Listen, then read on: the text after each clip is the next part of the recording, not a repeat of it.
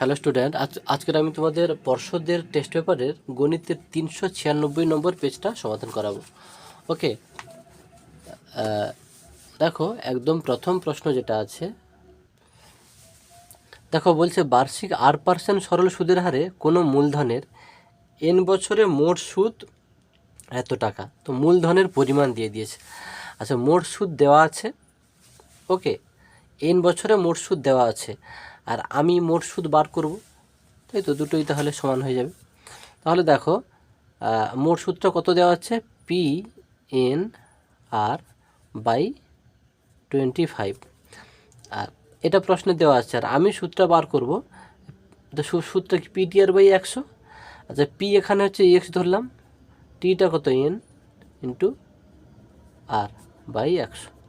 হলো, এখানে এক্স ধরলাম তার কারণ আগে যে সূত্রটা দেওয়া আছে সেখানে পিটা আছে, হলো, তার জন্য এক্সটা ধরবে। ওকে, তাহলে 25×4=100, আর কাটা গেল, এন কাটা গেল, তাহলে x=4p। তাহলে অতএব x=4p। ক্লিয়ার? তাহলে এক্সটাই মূলধন ধরেছিলাম, তাহলে এটা 4p অ্যান্সার হবে, 4p টাকা। বিষয়টা ভাববে। তারপরের দিকে যাচ্ছি। আচ্ছা দেখো, তারপরের প্রশ্ন, √125 থেকে √5 বিয়োগ করলে বিয়োগফল কত হবে?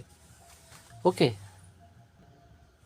দেখো এই √125 একে কী লিখতে পারি, 5×5, 5×5 = 25, 25×5 = 125, তাই তো? এটা √5 থাকলো। আচ্ছা, প্রতি জোড়ের জন্য একটা বাইরে বেরোয়, এটাই নিয়ম। তাহলে 5 রুট এর জোড় নেই, এটা ভেতরে থেকে গেল, -√5। এটা দেখো 5টা √5 থেকে একটা √5 বিয়োগ, তাহলে কি হবে, 4টে √5। এটা দেখো অপশান এতে আছে। তারপরের দিকে যাচ্ছি। আচ্ছা দেখো, এটা উত্তরে কিন্তু √80 আছে, হলো। একে দেখো √80 কেমন করব, তোমরা কি দেখলে যে দুটো মানে জোড়ের জন্য একটা বাইরে বেরোয়, তাহলে এটা যখন ভেতরে ঢুকবে তাহলে জোড় হয়ে ঢুকবে, তাই না? ঠিক সেম একে যদি ভেতরে আমি ঢোকাই তাহলে কি দুটো 4 ঢুকবে, তাহলে কি লিখবো √4 × 4 × 5, তাই না? এটা দেখো 4×4 = 16, 5×5 = 80। ওকে, এটা হচ্ছে √80। এইটা কিন্তু অপশান এতে আছে, হলো, এটা অপশান এতে আছে। ওকে, তারপরের প্রশ্নটা দেখো, যে দুটি এককেন্দ্রীয় বৃত্ত, এটা দুটি ভিন্ন এককেন্দ্রীয় বৃত্ত, দুটি বৃত্ত যার কেন্দ্র কিন্তু একটি, তাদের স্পর্শক সংখ্যা, এটা স্পর্শক সংখ্যা 0 হবে। আমি দেখিয়ে দিচ্ছি, দেখো এই অপশান এ হবে 0টি। দেখো এককেন্দ্রীয় বৃত্ত মানে কি, এই একটা আমি ধরো বৃত্ত আঁকলাম, আর একটা বৃত্ত আঁকবো, তারও কেন্দ্র এইটা, ধরো আমি এই একটা বৃত্ত আঁকলাম, তাহলে এই দুটো বৃত্তের কেন্দ্র কিন্তু এইটা একটা, যার জন্য এই দুটো বৃত্তকে বলে এক কেন্দ্রীয় বৃত্ত। তাই এর স্পর্শক কীভাবে হবে, স্পর্শক কখন হয়, ধরো এই একটা বৃত্ত, এই একটা বৃত্ত, এই স্পর্শগুলো, তাই না? এই স্পর্শগুলো, এই স্পর্শগুলো, এই স্পর্শগুলো, তাই না? এক কেন্দ্রীয় বৃত্তে স্পর্শক সম্ভব নয়। তারপরের দিকে যাচ্ছি। দেখো তারপরে বলছে থিটা ধনাত্মক সূক্ষ্মকোণ হলে এগুলোর মধ্যে কোনটা হবে?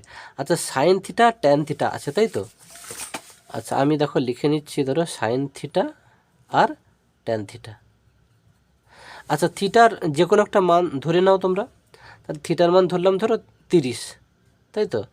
তাহলে সাইন 30 ডিগ্রি আর ট্যান 30 ডিগ্রি, হলো। আচ্ছা, সাইন 30-এর মানটা কত, 1/2, আর ট্যান 30-এর মানটা কত, √3। এবারে বলো, এইটার থেকে এটা নিশ্চয়ই বড়, তাহলে আমি এভাবে করে দিতে পারি। ওকে, তাহলে অতএব কি লিখতে পারি, যে সাইন থিটা < ট্যান থিটা, হলো। এটা তোমার অপশান এতে আছে। ওকে, তারপরে প্রশ্ন দেখো, একটি লম্ববৃত্তাকার চোঙের ব্যাসার্ধ দ্বিগুণ এবং উচ্চতা অর্ধেক করা হলে বক্রতলের ক্ষেত্রফল পূর্বের চোঙের বক্রতলের ক্ষেত্রফলের কত গুণ, বা সমান, না অর্ধেক, না কত গুণ, সেটা লিখতে বলেছে। আচ্ছা, লম্ববৃত্তাকার চোঙের ব্যাসার্ধ যদি আর হয় এবং উচ্চতা যদি h হয়, তখন ওর বক্রতলের ক্ষেত্রফলের সূত্র কি, 2πr/h, তাই তো? দেখো আমি লিখেছি যখন ব্যাসার্ধ আর এবং উচ্চতা এইচ তখন বক্রতলের ক্ষেত্রফল কী হয়, সূত্রটা কী হয়, 2 পাই আর এইচ। এবারে কি বলেছে, চোঙের ব্যাসার্ধ দ্বিগুণ, তাহলে কী হবে, যখন ব্যাসার্ধ দৈর্ঘ্য দ্বিগুণ মানে 2r করব, এবং উচ্চতা বলছে অর্ধেক করতে বলছে মানে h/2, তখন বক্রতলের ক্ষেত্রফল কী হবে, তাহলে আর এর জায়গায় 2r বসাবো, এইচের জায়গায় h/2 বসাবো, 2 × পাই, আর এর জায়গায় কি 2r, এইচের জায়গায় h/2, 2 কাটবে, তাহলে কি 2 পাই আর এইচ। তাহলে আগের থেকে এটা কি, আগেরটা আর এটা একই হয়েছে মানে সমান, তাহলে অপশান এটা হবে, হলো, তাহলে অপশান এটা হবে। এটা কিন্তু সূত্র, হলো, মাথায় রাখবে। আচ্ছা, তারপরে দেখো এইটার মান বলছে এইটা হলে, বলছে এইটার মান x হলে এইটার মান কত। আচ্ছা দেখো, আমি এইটাকে তুলে নিয়েছি, দেখো এইটা সমান x দেওয়া আছে, এইটার মান বার করতে বলছে। আচ্ছা, এটাকে যদি আমি ভেঙে লিখি, দেখো কেমন করে লিখব, summation i = 1 xi minus summation n i = 1 a। ওকে, আচ্ছা এই অংশটা দেখো, এই অংশটা একই, তাহলে কি এইটার মান এইটা x মাইনাস, আচ্ছা এইটাকে ভাঙলে কেমনভাবে লেখা যায় বলো দেখি। আচ্ছা, একটু বোধহয় ভুল লিখে দেবো, এইটা নিচে কিন্তু n ছিল, এটা পুরোটা নিচে কিন্তু n আছে, এটাও পুরোটা নিচে n আছে। ওকে, আমি সমান চিহ্নটা এখানেই দিয়ে দিলাম, ওকে, যাতে সুবিধা হবে তোমাদের বুঝতে। দেখো আশা করি এবারে বুঝতে তোমাদের সুবিধা হবে। যে এইটার মান বার করতে বলছে, তাহলে এই অংশটাকে আমি এরকম দুটো পার্টে লিখে দিলাম, হলো, এইটা লিখেছি xi লিখেছি, বাই n ছিল লিখেছি, এই মাইনাস ছিল মাইনাস চিহ্ন দিয়েছি, তাহলে এইটা আর এইটা লিখেছি, বাই n ছিল n লিখেছি। এই অংশের মানটা দেখো, এই যে এইটা দেওয়া আছে x, আর এইটাকে উপরেরটাকে দেখো, এই দাগের নিত্য n আছে, কিন্তু এইটাকে, এই সামেশানটাকে ভাঙলে কেমনভাবে লেখা যায় জানো তো, a প্লাস ডাইডাস পরে n সংখ্যক পর্যন্ত, হলো, n সংখ্যক পর্যন্ত, ক্লিয়ার। এটাকে ভাঙলে এভাবে লেখা যায়। তাহলে এটা তো x থাকলোই, তো বিয়োগ এটা কি হবে, তাহলে an, তাই না, বাই নিচে n, তাহলে n কাটলো, ওকে, তাহলে উত্তরটা হবে x মাইনাস a। এটা দেখো তোমাদের অপশান সিতে আছে। এটা যাদের বুঝতে সমস্যা আছে, দেখো a প্লাস করে n সংখ্যক a আছে, হলো, n সংখ্যক এর যোগফল তাহলে কত হবে, an হবে। ধরো তোমাকে বলা হলো 2, ধরো 5টি আছে, তাহলে 5টা 2 এর যোগফল কী হবে, 10 হবে। 10টা কেমন বলে, 5 2 10, তাহলে 5 × 2, এটাও a × n, clear, a × n, তারপরে n কেটে গেল, এটাই অ্যান্সার। চলো তার পরের দিকে যাচ্ছি। দেখো তার পরের প্রশ্ন বলছে, কোনো মূলধনের বার্ষিক শতকরা একই সুদের হারে ড্যাশ বছরের সরল সুদ ও চক্রবৃদ্ধি সুদের পরিমাণ সমান হবে। দেখো, সরল সুদ আর চক্রবৃদ্ধি সুদের পরিমাণ সমান হবে তখনই বছরটা 1 হলে, হলো, 1 বছরের ক্ষেত্রে সরল সুদ মানে টিটা যদি 1 হয়, তবে সরল সুদ আর চক্রবৃদ্ধি সুদ একই হবে, ক্লিয়ার। তাহলে এটা হচ্ছে 1 হবে, আমি বক্স করে দিলাম যেটা শূন্য স্থানে বসাবে। তারপর 2-এর দাগে দেখো, 2-এর দাগে যেটা আছে x², এই যে দেখো x² সমান 5x সমীকরণে বীজ দুটি কী আছে, তবে x²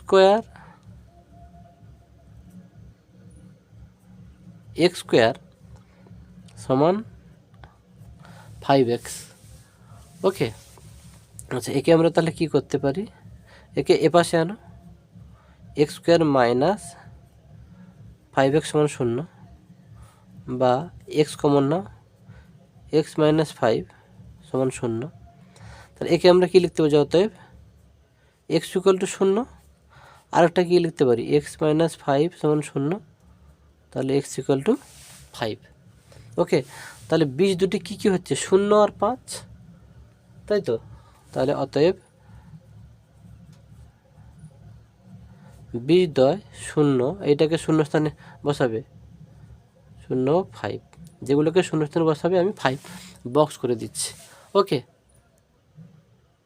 তারপরে দেখো দুটি ত্রিভুজের বাহুগুলি সমানুপাতে থাকলে, মানে দুটো ত্রিভুজের বাহুগুলির অনুপাত সমান হলে তাদের অনুরূপ কোণগুলিও সমান হয়। ক্লিয়ার? এটা মাথায় রাখবে, বাহুগুলোর অনুপাত যদি সমান হয় তাদের অনুরূপ কোণগুলি সমান হবে। ক্লিয়ার? তাহলে অনুরূপ কোণগুলি সমান হবে। সমানটাকে বক্সে বসাবে।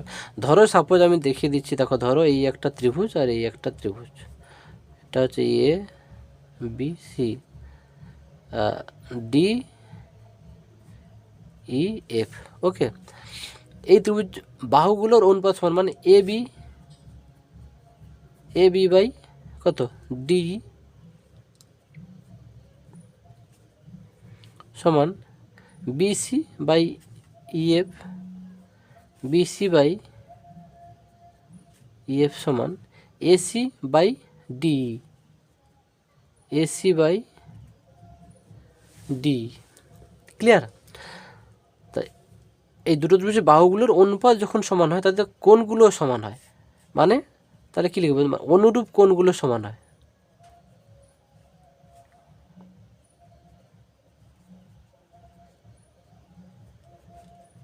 অনুরূপ কোণগুলি সমান হয়।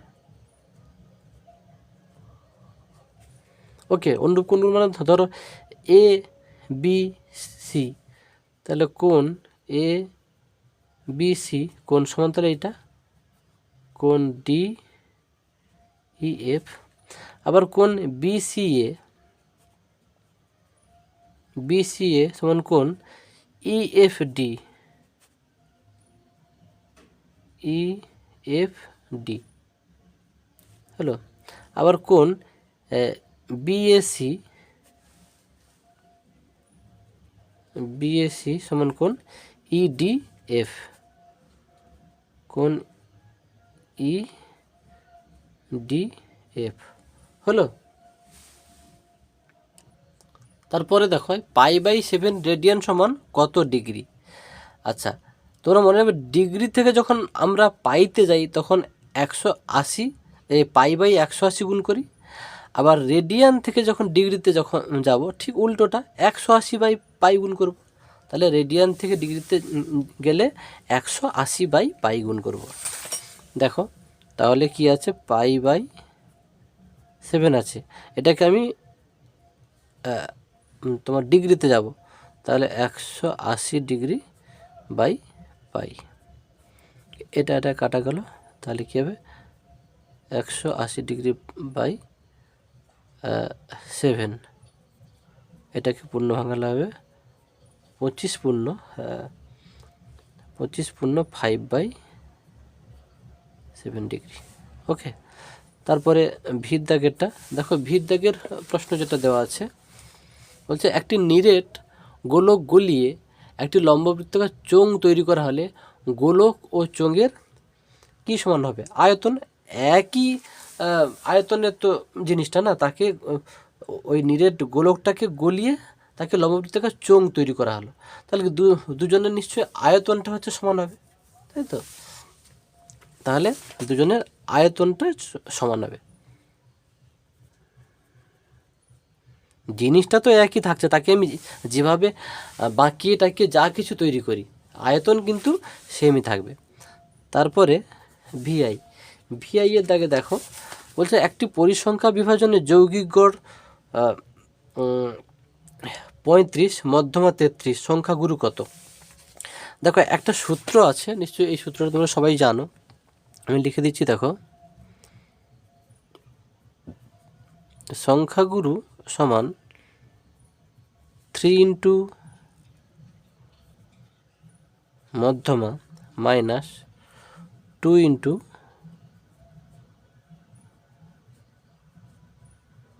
যৌগিক গড়।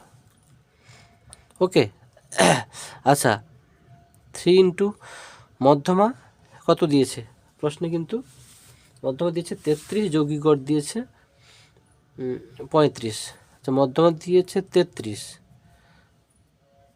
আর যৌগিক গড় দিয়েছে 35, হলো 33 3 কত 99 মাইনাস 35 দিয়ে 70, তাহলে এটা বিয়োগ করলে হবে 29, হলো। এইটাকে তোমরা শূন্যস্থানে বসাবে। আচ্ছা শূন্যস্থানে জিনিসগুলোকে সব আমি বক্স করে দিয়েছিলাম, এটা শূন্যস্থানে বসবে, এটাকেও শূন্যস্থানে বসাবে। ক্লিয়ার?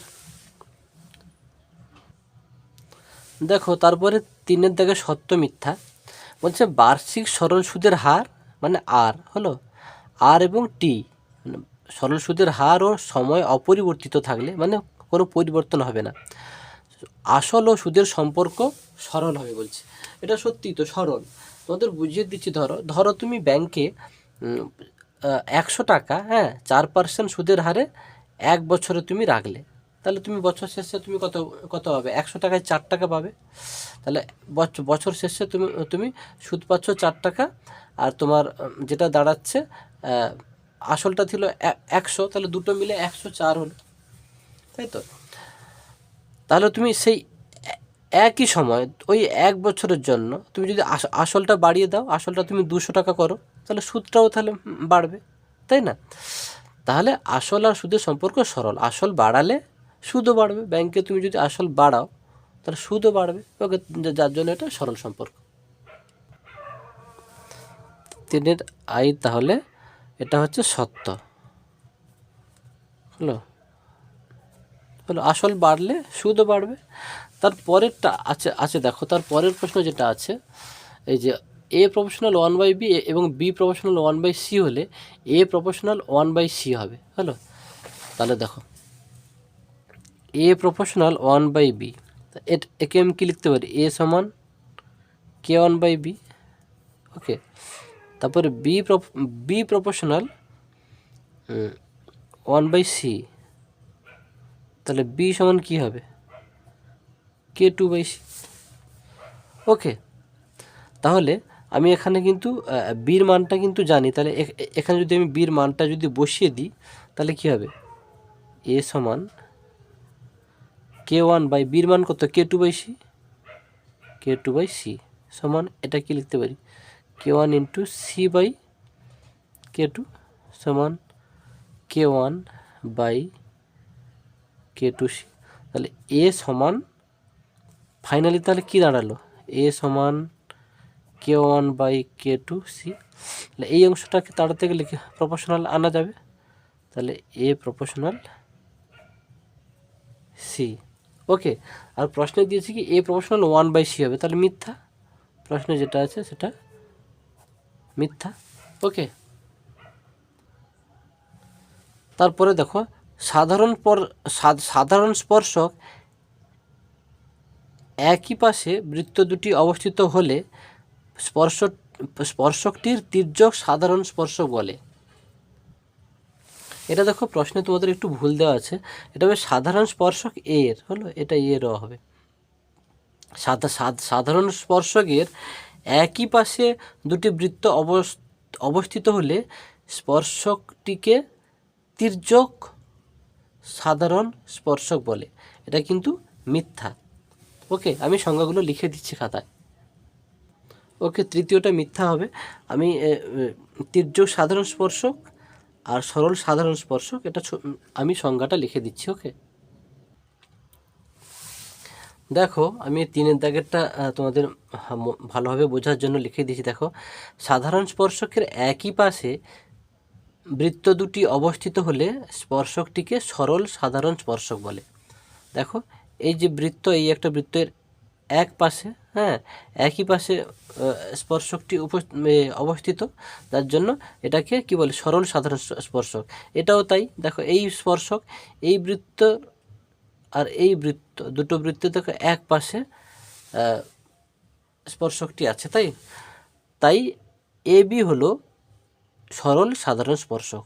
সোজা কথা, সাধারণ স্পর্শক তার একই পাশে যদি এক পাশে যে কোনো এক পাশে, তবে এর এক পাশে দুটো বৃত্ত, এরও এক পাশে দুটো বৃত্ত, আর তির্যক কী হবে, দুপাশে অবস্থিত হবে। দেখো, সাধারণ স্পর্শকের বিপরীত পাশে বৃত্ত দুটি অবস্থিত হলে স্পর্শকটিকে তির্যক সাধারণ স্পর্শক বলে। এই যে এ বৃত্ত স্পর্শক, এ বৃত্ত এই দুটো বৃত্তকে স্পর্শ করেছে, এই স্পর্শকের দেখো সাধারণ মানে দুপাশে বৃত্ত দুটি অবস্থিত হলো, তাহলে তির্যক সাধারণ স্পর্শক। আর সরল সাধারণ স্পর্শকের চিত্র সহ সংজ্ঞা ভালো করে বুঝিয়ে দিলাম। তারপরের প্রশ্নে চলো। দেখো তারপরের প্রশ্ন, sec theta plus tan theta সমান 1/2 হলে সেক থিটা মাইনাস ট্যান থিটার মান 2 হবে। আচ্ছা, এইটা দেওয়া আছে, আমি তাহলে এর মানটা বার করি, যদি 2 হয় তাহলে সত্যি হবে। আচ্ছা যাই হোক, তাহলে sec theta plus tan theta সমান এইটা। আচ্ছা, আমরা জানি কি,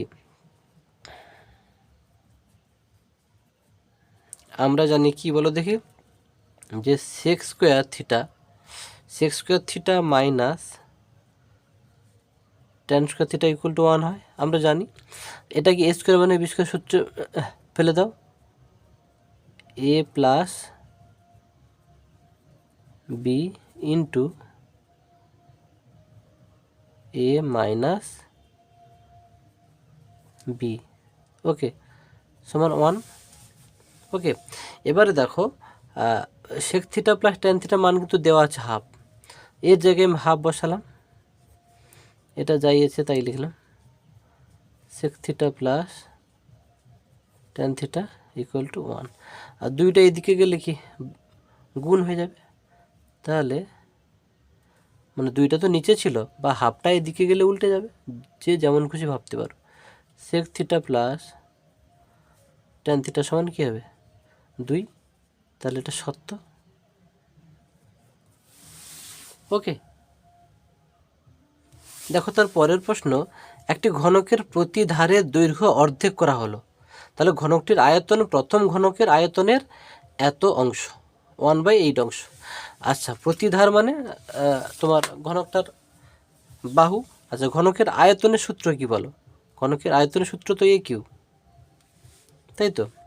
আচ্ছা, তাহলে অর্ধেক, এটা কি, যেখানে এ হলো কি গো, বাহু, তাহলে বাহু বা ধার একই, তাহলে এটাকে অর্ধেক করা হলো, তাহলে কি হবে, a/2 করা হলো, তবে তখন আয়তনটা তাহলে কত হবে, AQ/8, তাহলে তার কত অংশ, তা এটাকে আমি কি লিখতে পারি, AQ × 1/8। তাহলে প্রশ্ন তো এটাই বলছে যে প্রথম ঘনকের আয়তন এইটা, প্রথম ঘনকের আয়তনের 1/8 অংশ, তাহলে এটা সত্য। ক্লিয়ার, প্রথমে ঘনকের আয়তন তো AQ জানো, তাহলে এই এটাকে মানে তার ধার বা বাহু দুটো একই, তো ঘনকের সবগুলো ধার সমান, তাই তো, বা সবগুলো বাহু সমান, ধার আর বাহু ঘনকের ক্ষেত্রে একই, তাহলে সেই বাহুটাকে অর্ধেক করলে তখন আয়তন হবে এইটা, তাহলে প্রথমের কত গুণ, 1/8 গুণ, বা 1/8 অংশ।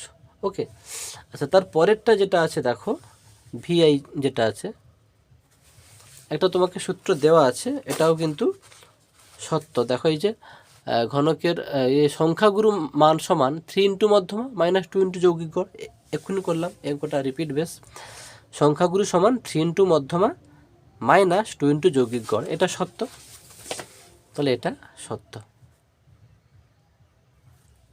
এবারে আমরা শেষ হয়ে গেল, আমরা 4-এর দিকে 2 নম্বরের প্রশ্নগুলোতে ঢুকবো।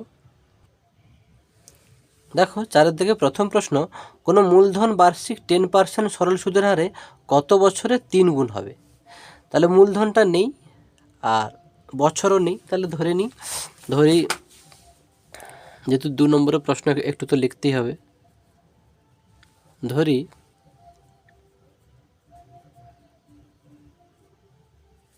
মূলধন সমান P টাকা আর সময় T বছর। ওকে, দেখো যেটা বলছে কোনো মূলধন 10% সরল সুদের হারে কত বছরে 3 গুণ হবে, 3 গুণ মানে কি, 3 × P, তাই তো, মানে মূলধনটা তো পি, তাই পিটা 3 গুণ মানে 3p হবে। তার মানে ওই টাকাটার সুদ প্লাস আসল ইকুয়াল টু 3p লিখতে পারবো, তাই তো। তাহলে আমরা কি লিখতে পারি, যে পি আসল প্লাস সুদ, এটাই তো 10 বছরে 3 গুণ হবে 3p। ক্লিয়ার? একটু ভেবে দেখবে, এই লজিকটা যথেষ্ট সুন্দর লজিক। তাহলে 3p মাইনাস এটা এদিকে এলে p, তাহলে i ইকুয়াল টু 2p। আচ্ছা, এবারে সূত্রটা এটা, আমরা তাহলে সূত্রটা বার করি, ptr বাই 100, পি টিটা কত, টিটা বার করতে হবে, আরটা কত প্রশ্নে বলে দিয়েছে 10% বাই 100 সমান 2p। পিপি কাটা গেল, 0 0 কাটা গেল, তাহলে টি ইকুয়াল টু কত হবে, 10 2 20, 20 বছর, তাই তো। অতএব কত বছরে 3 গুণ হবে না, অতএব 20 বছরে 3 গুণ হবে। 2 নম্বরে চেষ্টা করবে অতএব লিখতে, তারপর প্রশ্নে যাচ্ছে। আচ্ছা দেখো, তারপরে দ্বিতীয়টা, একটি অংশীদারি ব্যবসায় এ ও বি এর মূলধনের অনুপাত, মানে A/B সমান এইটা আর B/C সমান এইটা হলো। তাহলে এখান থেকে আমরা A/B/C বার করে নেব। তারপরে বলছে এ ও সি, দেখো এ ও সি এর লাভ্যাংশের অন্তর মানে বিয়োগফল। তাহলে তিনজনের যদি মূলধনের অনুপাত পাই, আমরা কি জানি যে মূলধনের অনুপাত সমান লাভ্যাংশের অনুপাত, তাই না। তাহলে ওখান থেকে আমরা এ ও সি এর লাভ্যাংশটা পেয়ে যাব, তাদের অন্তর মানে বিয়োগফল বার করব। দেখো এই বিয়োগফলটা দেওয়া আছে, তাহলে কী দেওয়া আছে, A/B সমান কী আছে 2:3, ওকে। আর কি দেওয়া আছে, B/C সমান দেওয়া আছে 4:5, ওকে। দেখো আমি তাহলে কি করব, এটাকে এখানে গুণ করব, মানে এই 4টাকে এদের সঙ্গে গুণ করব, 3টাকে এদের সঙ্গে গুণ করব। দেখো তাহলে 2 × 4 = 3 × 4 সমান, তাহলে এই 3টাকে এদের সঙ্গে গুণ করব, 4 × 3 = 5 × 3, ওকে। তাহলে এটা কত, 4 দিয়ে 8:12, আর এটা কত, 4 3 12:15। দেখো A/B, B/C, বিটা একই হয়ে গেছে। তাহলে অতএব কী লিখব, A/B/C সমান কত হবে, 8:12:15। ক্লিয়ার? এবারে আমরা কি জানি যে মূলধনের অনুপাত সমান লাভ্যাংশের অনুপাত, যেহেতু মূলধনের অনুপাত সমান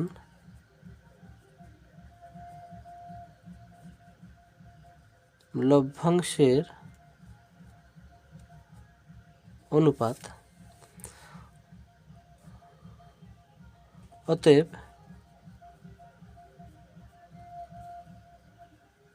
লভ্যাংশের অনুপাত সমান তাহলে কত হবে, এটাই হবে 8:12:15, ওকে। তাহলে তাহলে তাহলে ABC এর লভ্যাংশের অনুপাত এইটা। তাহলে আমি কি লিখব, যে ধরি এ এর লভ্যাংশ কত, 8x, এভাবে ধরা যায়।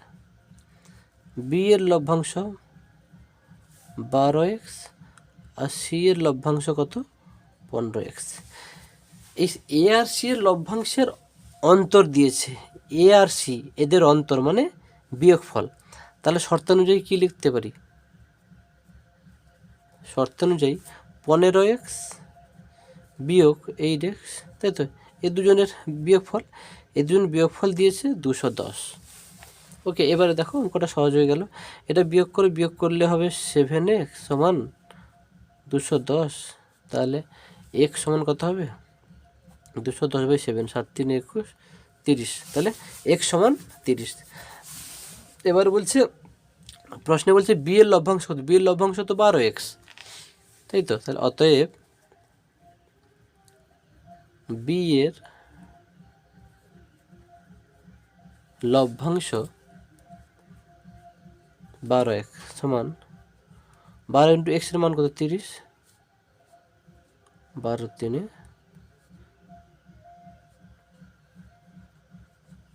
ওকে। এই টাকাটা চলো তার পরের অঙ্কে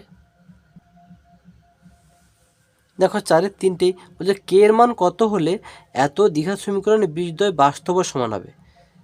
বারবার বলেছিলাম, এর আগেও অঙ্ক ছিল, সমান বললেই নিরূপকের মান 0, মানে বি স্কোয়ার মাইনাস 4ac সমান 0। ওকে, দেখো সমীকরণটা আমি তুলে দিচ্ছি।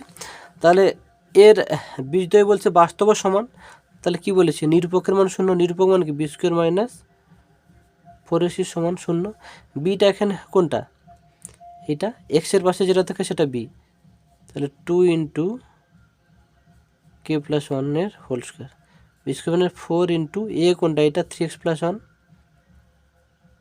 3x প্লাস 1, সিটা কোনটা কে সমান 0। ওকে, তো এটাকে আমরা কি লিখতে পারি 4, আর একে a plus b whole square সূত্র ভেঙে দিই, square plus 2ab plus b square কত 12x মাইনাস 12x কে, এটা তাই না, পুরোটা তো গুণ করছি, আর 4 কে সমান 0। তাহলে এটাকে আমরা গুণ করে নিই, 4k square plus 8k plus 4 minus 12x minus 4k equal to 0। তাহলে এটা কি দাঁড়াবে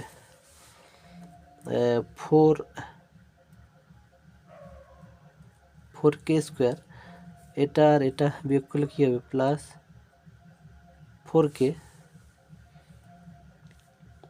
আর এটা কী হবে minus 12xk minus 4 equal to 0। ওকে, আচ্ছা একটু অঙ্কটা মিস্টেক হয়ে গেলে, এটা আমি একটু ভুল তুলে ফেলেছি, সরি। এটা দেখো কে, এটা কিন্তু প্রশ্নে কে ছিল। ওকে, আমি কিন্তু ওকে এক্স লিখে ফেলেছি।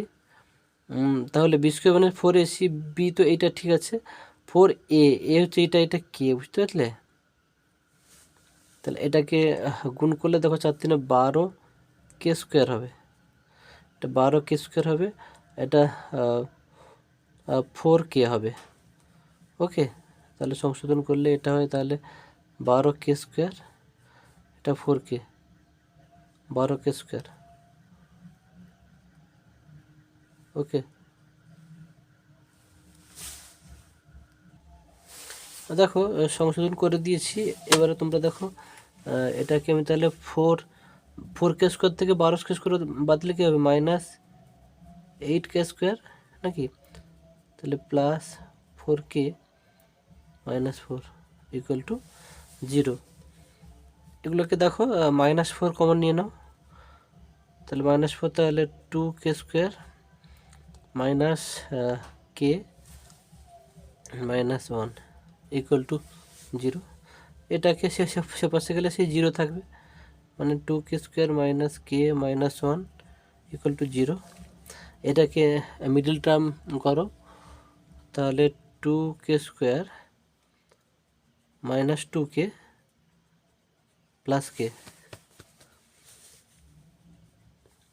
Equal to 0।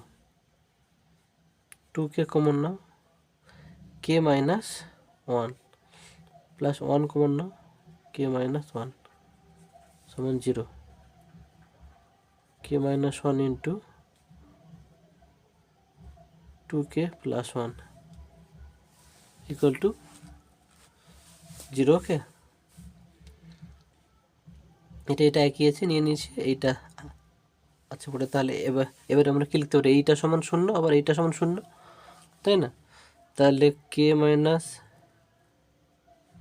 1 সমান 0, এইটা একটা, 2k প্লাস 1 সমান 0, 2k সমান কত -1, এটা হলো কি k সমান 1, আর এখান দিয়ে কি লিখবো, অতএব k সমান -1/2। ওকে, তাহলে k এর মান কি হবে 1 আর -1/2। তাহলে অতএব কে এর মান 1 আর -1/2। ক্লিয়ার? কে এর মান 1 এবং -1/2 হলে সমীকরণটির বীজদ্বয় সমান ও বাস্তব হবে। ওকে, লিখে দিয়েছি কে এর মান 1 এবং -1/2। এখানে মাইনাস দিইনি। হ্যাঁ, 1 আর -1/2 হলে সমীকরণটি বীজদ্বয় সমান ও বাস্তব হবে। ওকে, তারপরের প্রশ্নে যাচ্ছি। আর তারপরে আইবির দাগে দেখো 1/x + 1/y proportional 1/x + y হলে দেখাও যে x প্রপোর্শনাল y। ওকে, তাহলে দেখো আমি প্রশ্নটা তুলে নিয়েছি। এবারে আমরা কি করব না, এইটাকে 1/x + 1/y এটাকে তাড়াবো, তাহলে সমান চিহ্ন আনবো। তাহলে k/x + y হলো। কে সমান কি? তাহলে কে সমান অশূন্য ভেদ ধ্রুবক।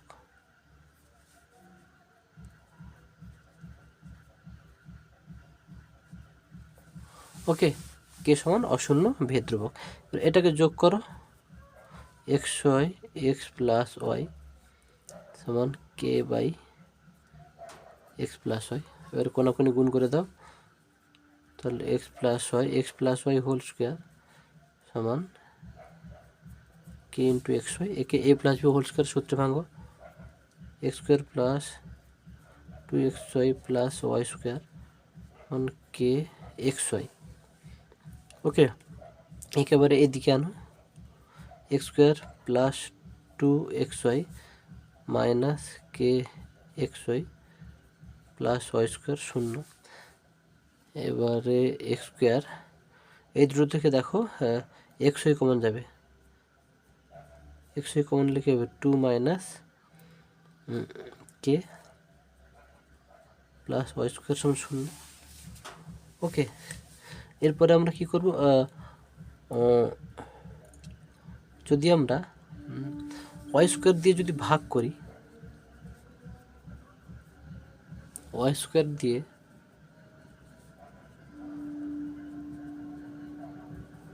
ভাগ করে পাই কি পাবো? তাহলে একে পাবো x² /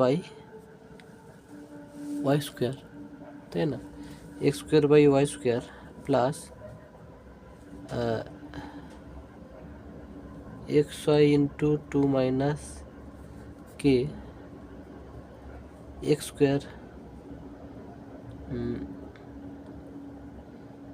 এটা সরি, এটা তো শুধু y², তো প্লাস y² / y² সমান 0। ওকে, তাহলে এখানে তো y কাটা যাবে, শুধু y পড়ে থাকবে, এখানে y² কাটা যাবে। তাহলে আমাদের কি থাকলো? আমরা লিখতে পারি এইটাকে x/y এর whole square plus x/y 2 - k plus এখানে 1 = 0 হলো। এটা দেখো, এটাকে দেখো আমরা x² + bx + c = 0 এরকম যদি ভাবলে দেখো আমরা মানে শুধু x এর মান ভাবলাম, এইটা ধরো x এর মান, আমরা শ্রীধর আচার্যের সূত্র থেকে কি লিখতে পারি? তাহলে x/y সমান -b plus minus √b², 2 - k b² মানে 4ac, 4a কত? x/y, c কত? 1 বাই এটা হচ্ছে 2a, এটা কিছু নেই মানে 1 এখানে। ওকে, আশা করি বুঝতে পারছো। তাহলে আমরা এখান থেকে এবারে কি করতে পারি? আচ্ছা, এইটা থেকে দেখো আমরা x/y, এটা পুরোটা তো ধ্রুবক, এই পুরোটাকে আমি কিন্তু n ধরে নিলাম। তাহলে n সমান কি? অশূন্য ধ্রুবক। ওকে, এনটাকে তাহলে এক্স প্রপোর্শনাল সমান চিহ্ন, আর এটা তাহলে তাহলে প্রপোর্শনাল যাবে ওয়াই, প্রমাণিত। ওকে, একটু ধৈর্য ধরে করতে হবে, এই অংশটা তোমাদের মনে রাখতে হবে। এই লাইনটা এই যে ওয়াই স্কোয়ার দিয়ে যে ভাগ করতে হবে, এটা তোমরা হঠাৎ করে হয়তো মাথায় আসবে না। ওয়াই স্কোয়ার দিয়ে ভাগ করার ফলে কিন্তু এরকম একটা দ্বিঘাত সমীকরণ এলো। আর দ্বিঘাত সমীকরণ এলেই তো আমরা শ্রীধর আচার্যের সূত্র থেকে এক্স এর মান সমান minus b plus minus root over b square minus তোমার হচ্ছে 2a, তাই না? এটা আমরা লিখতে পারি। এটা লেখার ফলে এই পুরো অংশটা ধ্রুবক চলে এসছে, তাহলে এটাকে আমি এন ধরে নিয়েছি, তারপরে এক্স প্রপোর্শনাল ওয়াই সহজে প্রমাণ করা গেল। ওকে, দেখো তারপরে দেখো এই যে প্রদত্ত চিত্র, মানে এই যে চিত্রটা দেওয়া আছে টি আর কিউ, দেখো টি আর কিউ, এই যে এই কোণটা কিন্তু দেওয়া আছে, এই কোণটার মান 40 ডিগ্রি হলো। আর আর বিন্দুতে পি কিউ স্পর্শক, আর বিন্দুতে পি কিউ স্পর্শক, পি আর এস এর মান দেখো, পি আর এস, এটা দেখো খুবই সহজ। প্রথমে বলি এই যে এটা বৃত্তস্থ কোণ, তাই না? এই অর্ধবৃত্তস্থ কোণ, অর্ধবৃত্তস্থ কোণ কত? 90 ডিগ্রি, তাহলে এটা 90 ডিগ্রি, এখান থেকে এটা 90 ডিগ্রি, আর এটা কত? 40 ডিগ্রি। তাহলে পুরোটা তো সরল কোণ হয়, পুরোটা 180 ডিগ্রি, তো তাহলে 180 থেকে এই 90 প্লাস 40 বাদ দিলে এই অংশটা তো বার করতে বলছে, এটা পাবো, তাই না? খুবই সহজ। দেখো এই ছবিটা কিন্তু দেওয়া আছে। আচ্ছা, আমরা এখানে কি এস আর টি, যেখানে কোণ এস আর টি কি অর্ধবৃত্তস্থ কোণ,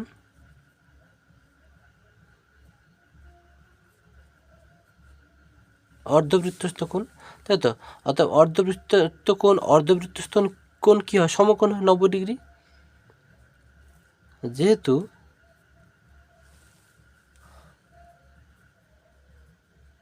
অর্ধবৃত্তস্থ কোণ 90 ডিগ্রি হয়, অতএব কোণ এস আর টি সমান কি 90 ডিগ্রি। তাহলে এই কোণটা 90 ডিগ্রি হলো, এটা 90 ডিগ্রি, এটা 40, তাহলে এখান থেকে এর দূর কত হবে? 90 প্লাস 40, আর পুরোটা নিলে তো সরল কোণ হবে, তাই তো? তাহলে 180 থেকে যদি 90 আর 40 বাদ দিয়ে দিই, তবে এইটা পাবো, এই যে এস আর পি, এটাই তো বার করতে বলছে। অতএব পি আর এস সমান 180 ডিগ্রি মাইনাস কোণ কী লিখব? এস আর টি প্লাস কী লিখব? টি আর কিউ, তাই না? তাহলে 180 মাইনাস এস আর টি কত? এস আর টি 90 ডিগ্রি প্লাস টি আর কিউ 40 ডিগ্রি, তাহলে কত হলো? 180 ডিগ্রি, হ্যাঁ, বিয়োগ 130 ডিগ্রি, তাহলে সমান কত হলো? 50 ডিগ্রি। তাহলে এইটা হচ্ছে 50 ডিগ্রি, যেটা চেয়েছে পি আর এস। ওকে, বারবার ভিডিওটা দেখবে, আশা করি ক্লিয়ার হয়ে যাবে।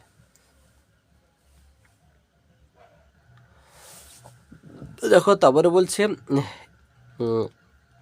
এই যে ত্রিভুজ এবিসি এর এবিসি 90 ডিগ্রি আর বিডি লম্ব এসি। আচ্ছা, এবিসি লম্ব 90 ডিগ্রি, তাহলে 90 ডিগ্রি আমি একটা ত্রিভুজ আঁকলাম এ বি সি, তাহলে এটা নিশ্চয়ই বি হবে, তাই না? এ বি সি, এটা বলছে 90 ডিগ্রি। তারপরে কি বলছে না, বিডি লম্ব এসি, মানে এসি বিডি লম্ব, বিডি লম্ব, ক্লিয়ার? তারপর তোমাদের প্রশ্নে যেটা দিয়ে দিয়েছে এ বি সমান 5 দিয়েছে, এ বি সমান 5 দিয়েছে, দেখো তোমরা প্রশ্নে, আর বিসি দিয়েছে 12, তাই বিডি এর দৈর্ঘ্য কত? এখানে বিডি সমান কত হলো? আচ্ছা, আমরা জানি মানে আমরা জানি একটা সূত্র, মানে এই জাতীয় এইরকম ছবির ক্ষেত্রে, যে এটা সমকোণ হবে আর এর এই এসির উপর একটা লম্ব বিডি হবে, এরকম ক্ষেত্রে কি হয়? এসি স্কোয়ার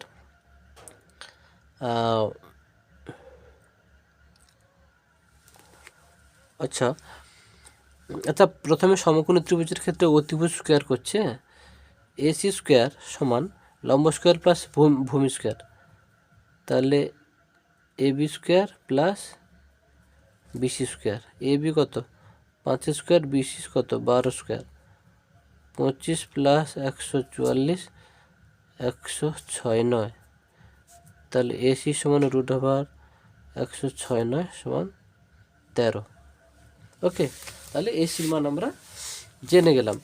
এবারে দেখো এই ত্রিভুজটা আর এই ত্রিভুজটা এটা কিন্তু সদৃশ্য, তো আমি সদৃশ্য দেখাবো। আচ্ছা দেখো, তাহলে ত্রিভুজ এবিসি ও ত্রিভুজ বিডিসি বিডিসি বিডিসি এর দুটো আমি দেখাচ্ছি। দেখো, এটারও একটা কোণ সি কোণ, এরও একটা কোণ সি কোণ, সি কোণ সমান সি কোণ। ওকে, সদৃশ্য হলে দুটো কন্ডিশন দেখাতে হয়। আর একটা দেখাবো, দেখো এরও একটা কোণ 90 ডিগ্রি, কোণ এ বিসি 90 ডিগ্রি, এই ত্রিভুজটারও একটা কোণ, এই কোণটাও 90 ডিগ্রি, তাহলে বিডিসি সমান 90 ডিগ্রি। দুটো আমি দেখিয়ে দিচ্ছি, তাহলে আমি বলতেই পারি যে ত্রিভুজ দুটি সদৃশ। তাহলে অতএব ত্রিভুজ এবিসি ও ত্রিভুজ বিডিসি সদৃশ। ওকে, আচ্ছা, সদৃশ্য হলে আমরা কি লিখতে পারি না, অতএব AB by AC, AB by AC এই বড় ত্রিভুজটার ক্ষেত্রে লম্ব বাই অতিভুজ সমান এই ত্রিভুজটার ক্ষেত্রেও লম্ব কোণটা বিডি, বিডি বাই তাহলে অতিভুজ বিসি। মানে ত্রিভুজ দুটি সদৃশ্য হলে তাদের অনুরূপ বাহুগুলির অনুপাত কিন্তু সমান হয়। ওকে, আচ্ছা, তাহলে এরপরে আমরা এ বির মান কত 5, এ বির মান তাহলে আমি এদিকে করছি 5, আর এসির মান 13 সমান বিডির মান তো বার করতে হবে, আর বিসির মান হচ্ছে 12, তাই তো, বা তাহলে বিডি সমান কি হবে, 12টা এদিকে আসুক, 5/13 ইন্টু 12, তাহলে কত দাঁড়াবে 60/13। ওকে, 60/13 সমান কত হবে 4 পূর্ণ 8/13, তাহলে বিডির মান বেরিয়ে গেল। এবার আমরা অতএব লিখে দেবো বিডি এর দৈর্ঘ্য এত সেমি। দেখো আমি লিখে দিচ্ছি, অতএব বিডি এর দৈর্ঘ্য কত, 4 পূর্ণ 8/13 সেমি। ওকে, দেখো তারপরে এটা এবিসিডি একটি বৃত্তস্থ চতুর্ভুজ। ওকে, একটা বৃত্তস্থ চতুর্ভুজ আঁকবো, তার বিএডি 65 ডিগ্রি। আচ্ছা, আমি একটা তাহলে এবিসিডি একটা বৃত্তস্থ চতুর্ভুজ আঁকি, বৃত্তস্থ চতুর্ভুজ একটা। ওকে, তাহলে আমি নাম দিয়ে দিচ্ছি এ বি সি ডি। ক্লিয়ার, এ বি সি ডি একটা বৃত্তস্থ চতুর্ভুজ এঁকেছি, যার বিএডি সমান 65 ডিগ্রি, তাহলে বি এ ডি, তাহলে এই কোণটা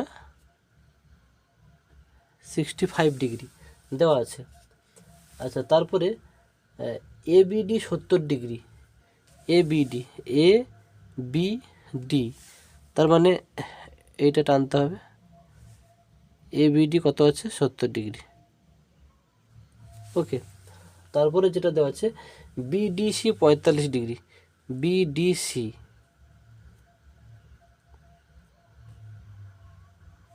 ওকে, বিডিসি 45 ডিগ্রি। আচ্ছা, আমি তাহলে লিখতে পারি ত্রিভুজ এবিডি থেকে এবিডি থেকে পাই, এই কোণটা তাহলে কত হবে? এই ত্রিভুজটা 3টে কোণ মিলে তো 180 হয়, তাহলে 180 থেকে যদি এই দুটো বাদ দিয়ে দিই তাহলে এইটা পাবো। তাহলে এ ডিবি হলো, এ ডিবি সমান কি লিখবো? 180 ডিগ্রি বিয়োগ 65 degree plus 70 degree. Clear? 180 degree বিয়োগ 135 ডিগ্রি, তাহলে সমান কত হবে? 45 ডিগ্রি। ওকে, তাহলে অতএব এবারে কি আমরা এ ডিসি, তাই তো? আচ্ছা, আমরা এখানে পেলাম তাহলে এ ডিবি, মানে এই কোণটা কিন্তু আমরা পেয়ে গেলাম। আচ্ছা, প্রশ্নে তোমাদের কি বার করতে বলেছে? এ বি সি এর মান বার করতে বলছে, এ বি সি বার করতে বলছে। ক্লিয়ার? আচ্ছা, এইটা যদি 45 দেওয়া আছে, এটা বার করলাম 45, তাহলে এ ডি সি এর মানটা তাহলে কত হবে? তাহলে কোণ এ ডি সি সমান তাহলে কত হবে? 45 ডিগ্রি প্লাস 45 ডিগ্রি, তাই তো? এটা 45 দেওয়া আছে, আর এটা এই যে বার করলাম 45, তাহলে 90 ডিগ্রি। এবার এইটা পুরোটা যদি 90 হয়, এইটা তাহলে কত হবে, তাই না? অতএব দেখো এ বিসি, এ বিসি সমান তাহলে কত হবে? এ বিসি, আচ্ছা, তাহলে আমরা কি করব? 180 ডিগ্রি বিয়োগ 90 ডিগ্রি করব, তাই না? দেখো, এইটা যদি 90 হয় তাহলে এটাও 90 হবে। কেন গো? এটাও জানো নিশ্চয়ই যে বৃত্তস্থ চতুর্ভুজের বিপরীত কোণগুলো পরস্পর সম্পূরক হয়, তাই না? আমি লিখে দিচ্ছি, দেখো, বৃত্তস্থ চতুর্ভুজের, এটা একটা উপপাদ্য আছে না, বৃত্তস্থ চতুর্ভুজের বিপরীত কোণগুলো পরস্পর সম্পূরক। ক্লিয়ার? আচ্ছা, পরস্পর সম্পূরক মানে মানে মানে সম্পূরক মানে দুটো কোণ মিলে 90 হতে হবে। তাহলে এটা যেহেতু 90 জানো, তাহলে এটাও হিসাব মতো কিন্তু 90 হবে। যাই হোক, সম্পূরক হলে তাহলে আমরা 180 থেকে, টোটাল তো 180 হবে, সম্পূরক মানে টোটাল 180, তাহলে এ বি সি এই কোণটা তাহলে কী হবে? 180 মাইনাস 90। ওকে, তাহলে 90 ডিগ্রি। ওকে, অঙ্কটা খুবই সহজ। মানে বিষয়টা জানলা হচ্ছে বৃত্তস্থ চতুর্ভুজের বিপরীত কোণগুলো এইটা আর এইটা দুটো মিলে কিন্তু 180 হবে। এটা যেহেতু পেয়ে গেছি 90, তাহলে এটা কত? 180 থেকে এইটা বাদ দিলে এটা পুরোটা পেয়ে যাব, তাই না? এটাই করেছি এখানে। ওকে, আচ্ছা দেখো, তারপরে A1 A2 A2 ড্যাশ এটা AN এর গড় দিয়েছে 5, 4A1 4A2 থেকে 4AN এর গড় কত হবে? এটা দেখেই বোঝা যাচ্ছে এইটার গড় 5, তাহলে এখানে হচ্ছে 4 যদি কমন নিয়ে নিই তাহলে এই অংশটা পাবো, তাহলে 5 আর 4 বাচ্চাটা 20 হবে, তাই না? কিন্তু যেহেতু 2 নম্বর আছে, সেটা তো তোমাদের একটু দেখাতে হবে করে করে। ওকে, আচ্ছা, A1 A2 dot dot dot dot AN এর গড় কত বলেছে? 5। তাহলে অতএব এটাকে কি লিখতে পারি? A1 plus A2 plus dot dot dot dot AN পর্যন্ত,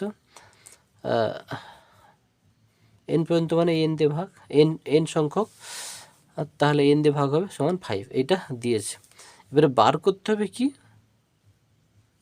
না, এখন দিয়েছে 4A1 plus 4A2 plus dot dot dot dot 4AN। হ্যাঁ, এর গড় কত হবে? 4A1 plus 4 4